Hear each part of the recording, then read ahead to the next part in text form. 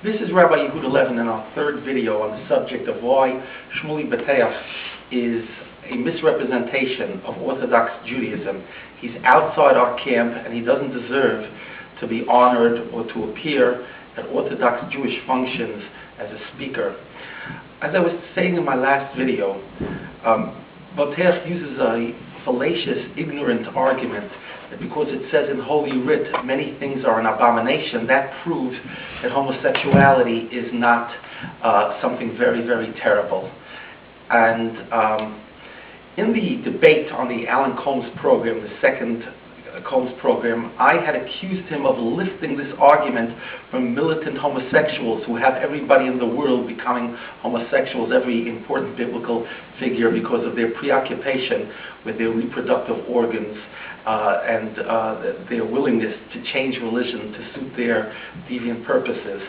I lost that debate with Mr. Boteach, but he has to understand, I couldn't believe that he would have such a stupid, foolish, superficial, ignorant explanation of derivative of how he studies the Torah, how he studies the Holy Writ.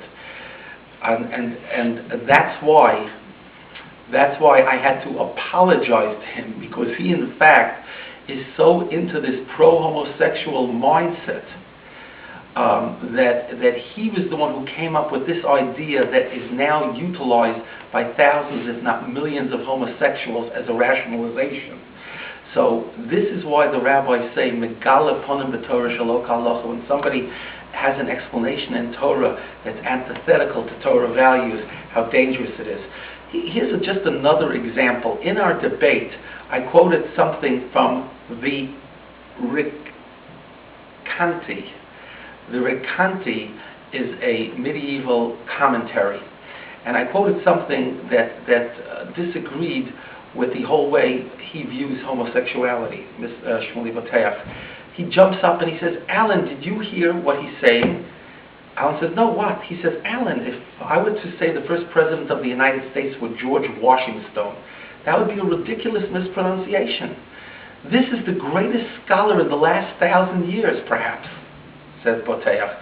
And Rabbi Levin is supposed to be a scholar. He's supposed to know things on this subject, and yet he mispronounces his name, and he says Recanati instead of Riknati. Well, the fact of the matter is that many thousands of Jews for hundreds of years refer to him as the Recanati.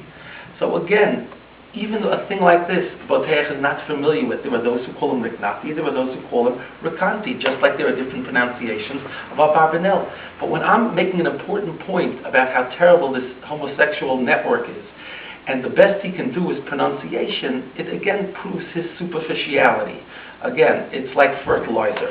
It might be 20 feet wide, but it's really an inch thick. And it's dangerous because Boteach is perhaps the most widely known face of Orthodox Jewry as a rabbi because of his media smarts and his self-promotion. It's about time that people came and said that he is not kosher, his book is not kosher, and he's not kosher, even if he's right and good 80% of the time. The 20%, he's terrible. I responded to him by saying, you're a good friend of Michael Jackson. So how do you pronounce the word? Is it pedophile or pedophile or pedophile? You see, that's the kind of juvenile argument that Boteach enjoyed. So I gave him a little taste of his own medicine. Another example of why he's so dangerous in his self-promotion. Henry Kissinger, he wrote an endorsement on his book to Kissinger, calling him to a prince of the Jewish people. I asked him if Kissinger would have married 2 Gentile wives instead of just one, Nancy, which is a no-no for any Jew. Would you have called him the emperor of the Jewish people? In other words, Boteach will fawn. He's a sycophant. He doesn't know he doesn't know how to measure things. He's a danger. He's an embarrassment. Let him stay out there with the Madonnas and the Michael Jacksons, wherever he is, but keep him away from the Torah Jewish community. Thank you.